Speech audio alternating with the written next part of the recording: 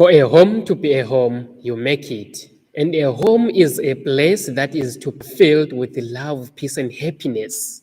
And today we will be discussing such a very crucial subject, looking at the fundamentals of home making. Welcome to One Truth, and thank you for joining me today. And here we will keep you motivated and encouraged. If you are new to the channel, welcome. And if you have been with us for some time, thank you that you have been with us. And I would also love to request that you do subscribe to the channel, turn on the notifications, and always share with us your thoughts on the comment section. That will be really appreciated. So as we continue further looking at our very wonderful and interesting subject, we are discussing such a very wonderful book looking at Adventist home. So today, as we will be looking at the fundamentals of true homemaking, as I read here, it says that the most attractive place in the world. Let's find out what is this most attractive place in the world. What is this place supposed to be? And what is supposed to be like? So we read here, it says that while there are weights responsibilities devolving upon the parents to guard carefully the future happiness and the interest of their children, it is also their duty to make a home as attractive as possible. This is of far greater consequence than to acquire estates and money. Home must not lack sunshine. The home feeling should be kept alive in the hearts of the children, that they may look back upon the home of their childhood as a place of peace and happiness next to heaven. Then, as they come to maturity, they should in their turn try to be a comfort and blessing to their parents. The home should be to the children the most attractive place in the world, and the mother's presence should be its greatest attraction. Children have sensitive, loving natures. They are easily pleased and easily made unhappy. By gently discipline in loving words and acts, mothers may bind their children to their hearts.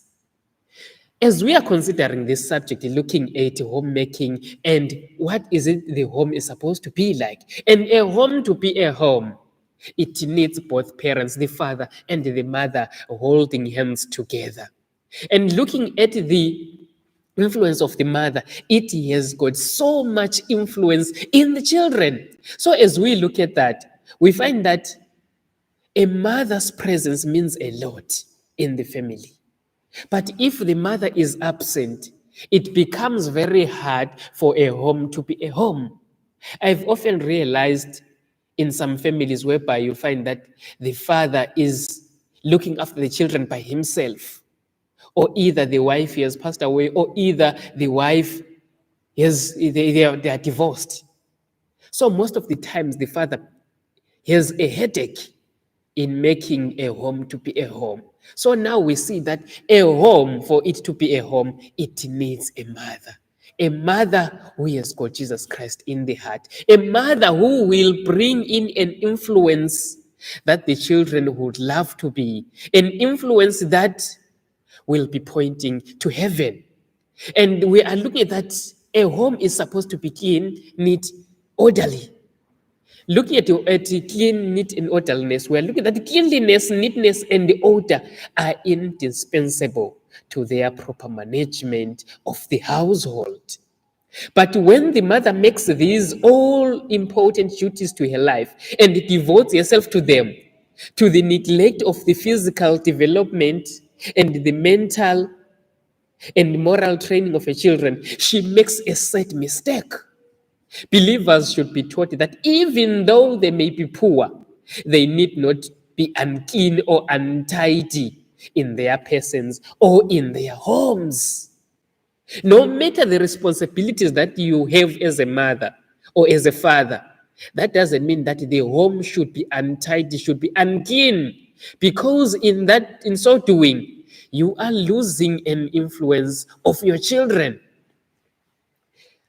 Help must be given in this line to those who seem to have no sense of the seeming and importance of cleanliness. They are to be taught that those who are to represent the high and Holy God must keep their souls pure and clean, and that this purity must extend to their dress and to everything in the home, so that the ministering angels will have evidence that the truth has wrought a change in the life, purifying the soul and refining the state, the tastes. Those who, after receiving the truth, make no change in weight or deportment, in dress or surroundings, are living to themselves, not to Christ. They have not been created anew in Christ Jesus unto purification and holiness. This reminds me in a time of a certain place that I worked. So I was responsible, I was working as a receptionist and also responsible for making the environment clean, to clean the surrounding, the offices. Then my employer of that company, she used to bring in children in there. And as she used to bring in children, she will bring the children there and then she will remove the nappies and then she leaves them on top of the table. And perhaps I will be having an appointment that will be scheduled for, let's say, 11 o'clock. And 10 minutes before 11 o'clock, she says, I'm leaving. So make sure that you work out and make sure that this meeting that you're going to have is going to be a success. In that 10 minutes that I'm left with, for me to prepare to come in and sit down, I'll have to first start cleaning in as if I was a maid in there. But even if you have got a maid, you can't treat a maid like that. So in that time, that made my work to be so hard, and in a way that I did not even enjoy working in that environment.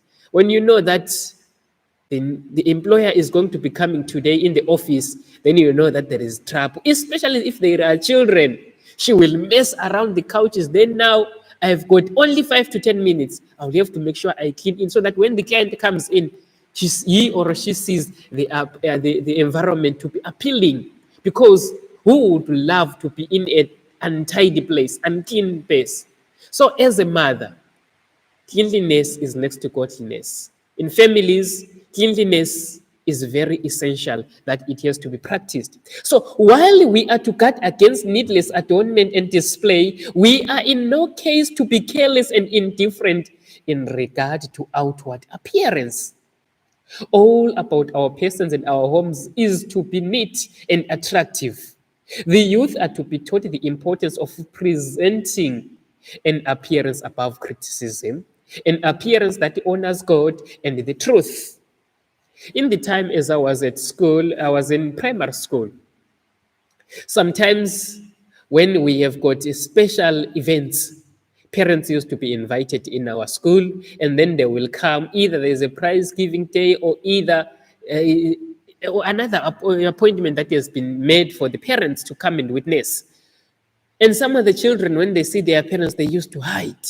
They don't even want to agree that this is the parent, this is the mother, or this is the father, because of the manner how the parents were handling themselves. So the way how you carry yourself, it will make people to want to be with you or want to run away from you.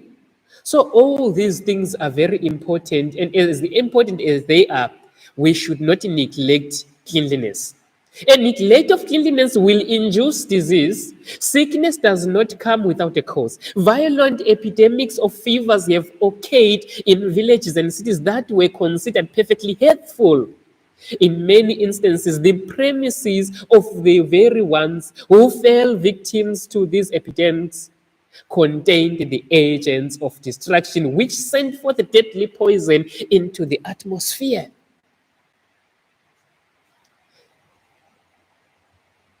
It is astonishing to witness the prevailing ignorance relative to the effects with the slackness and the recklessness produce upon health. So it is important that we value this so much, so that even the children, as they are growing up, they will know what does it mean to look after a home. They should know, and also they should partake in the duties at home.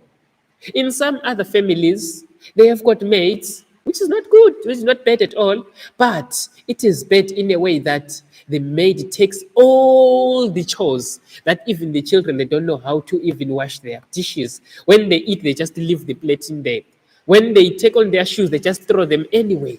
So as a result, it gives a headache to the one who is being employed to look after the home. So even if you have got even if you have got a maid in your home, you also have to make sure that there are some other duties which the children have to know that they have to participate and do. Because if you don't do like that, one or the other you will die, you will leave them. And who will have money to employ someone else to do all those chores? And if that happens, even in the family, who will be willing to come and take useless children who are just good for nothing because they only know how to mess, but they don't know how to clean? And as a result, no one will be willing to take them. This is what my mother used to say. And it is very important that we make sure that we treat our children very well. They should know how to do home duties. Order necessary for a happy home. God is displeased with the disorder, slackness, and a lack of thoroughness in anyone. These deficiencies are serious evils and tend to win the affections of the husband from the wife when the husband loves order, well disciplined children, and a well regulated house. A wife and mother cannot make a home agreeable and happy unless she possesses a love for order, preserves her dignity, and has good government. All who, and therefore, and therefore, all who fail to on these points should begin at once to educate themselves in this direction and cultivate the very things wherein is their greatest lack. So vigilance and diligence to be blended. So if you put these two together and you blend them together, that will produce wonderful results by the end of the day. So when we give ourselves unreservedly to the Lord, the simple, commonplace duties of home life will be seen in their true importance, and we shall perform them in accordance with the will of God. We are to be vigilant, watching for the coming of the Son of Man, and we must also be diligent, working as well as awaiting is required. There must be a union of the two.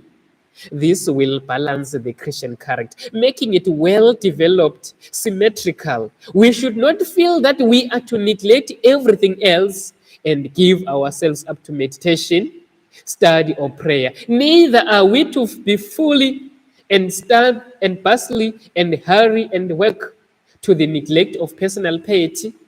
Waiting and watching and waking are to be blended, not slothful in business, fervent in spirit, serving the Lord. It is very important that we are to be needy. So as a child growing up, my mother used to say, you cannot cook on a stove that is dirty. So if you have been cooking and it happens that the stove is dirty, but you are not yet done, then you cannot continue cooking while the stove is dirty. You better stop. So all those lessons were very helpful to me. I learned a lot, and as a result, I now know what does it mean to manage a home. I now know how to clean my environment where I am. So we all need to make sure that wherever that we are, we make a home presentable. That even if we will have to receive visitors, they will be able to be happy to where you are. Imagine you are coming in as a visitor. By the entrance at the door, there is already a spoon. 2 steps inside, there is a nappy. 3 steps inside, there are shoes lying there. Everything is just scattered all over. How would you feel to be in that kind of environment? I believe that you won't be happy to be in there. So we look at that. Provide labor-saving facilities. In many a home, the wife and mother has no time to read, to keep herself well informed, no time to be a companion to a husband, no time to keep in touch with the developing minds of the children. There is no time or place for the precious Savior to be close. dear companion. Little by little, she sinks into a mere household grudge, her strength and time and interest absorbed in the things that perish with the using. Too late, she awakes to find herself almost a stranger in her own home. The precious opportunities once has to influence her dear ones for the higher life, unimproved, have passed away forever. She has already lost influence in her children because she is forever outside. She is forever busy with other things. And as a result, the children and the family, they are neglected. And at whose expense is that? And it will be very hard for one to come back and bring in the family together again because you have already failed to make a very good foundation. So the mothers have got a very big responsibility that they have to make sure that they are with their children, regardless of the society that we are living in a time when mothers, they are working, even if they are working, but they should not forsake their children. Let the homemakers resolve to live on a wise plan. Let it be your first aim to make a pleasant home. Be sure to provide the facilities that will lighten labor and promote healthy. Even the humblest tasks are the work of God. So those kind of duties that we tend to look down upon, they are very wonderful, and God looks at that. All the work we do that is necessary to be done, be it washing dishes, setting tables, waiting upon the sick, cooking or washing, is of moral importance. The humble tasks before us are to be taken up by someone, and those who do them should feel that they are doing a necessary and honorable work, and that in their mission, humble though it may be, they are doing the work of God just as surely as was Gabriel when sent to the prophets. All are working in their order, in their respective spheres. Woman in her home, doing the simple duties of life that must be done, can and should exhibit faithfulness, obedience, and love as sincere as angels in their sphere. Conformity to the will of God makes any work honorable that must be done. So home is very important, a place where the heavenly angels love to visit. So a home, to be a home, it needs proper guidance. It needs a lot of effort. But if one neglects, then who is going to come and cover up that gap? So a home is to be a home and a place that heavenly angels will love to visit. So we look at that in some other homes. Some parents, they tend to look down upon those responsibilities and they leave them aside. And you are looking at someone who is perhaps cooking for you. You can tell by the actions of that person. And even if before that person gives the food to you, you have already denied it because of the attitude on how that person did that thing. So it is very important that as we do this, we should do them wholeheartedly. Whatsoever thy hand findeth to do it with thy might. Either you're cooking, either you are sweeping, either you're washing dishes, everything that you do, put your whole effort and God will surely bless. I would love to appreciate if you will share with me your thoughts on the comment section on what are your thoughts looking at this wonderful subject, looking at the fundamentals of home making. And as we are going to have another live stream tomorrow at the same time, 10 o'clock, we will be talking about the Eden home, a pattern. So make sure that you don't miss out and you come and join me in the time 10 o'clock South African Standard Time. So make sure that you come and join me if you haven't subscribed to the channel, make sure that you do subscribe and give us a like. That will be greatly appreciated. Wish you all a wonderful and a blessed day.